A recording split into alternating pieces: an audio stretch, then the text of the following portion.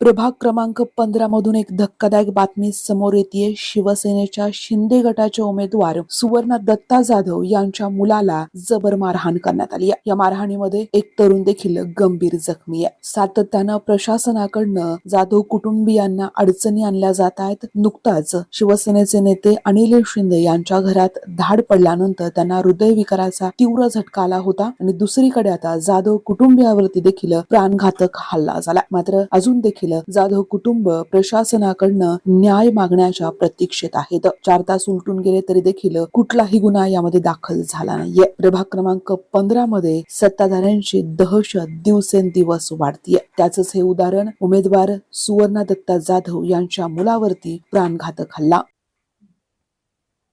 मी सुवर्ण दत्ता जाधव। आज माझा मुलगा हिमांशु दत्ता जाधव हा रात्रीच्या वेळेस त्याच्या मामाच्या घरी सुट्टीला जात असताना माझ्या विरोधी पक्षातील त्यांच्या कार्यकर्त्यांनी आज त्याला रस्त्यामध्ये अडवून 60 ते 70 मुलांनी एका लहान मुलावर हल्ला केलेला आहे। गेले अनेक दिवसांपासून यांचा सगळ्यांचा आम्हाला जसं इलेक्शन चालू आहे तसा त्रास होतच आहे, पण आज तुम्ही माझ्या मुलावरती आलेले आहात, पण मी इथं शांत बसणार नाही, याचं मी नक्कीच हे करणार। आज त्यांनी गेल्या 2 दिवसापूर्वी माझे सहकारी अनिल शिंदे साहेबांच्या घरी देखील अशाच पद्धतीने दडपशाही गुंडागर्दी करून त्या ठिकाणी देखील 70-80 मुलं डायरेक्ट घरामध्ये घुसून मध्ये सिरियस कंडिशनमध्ये।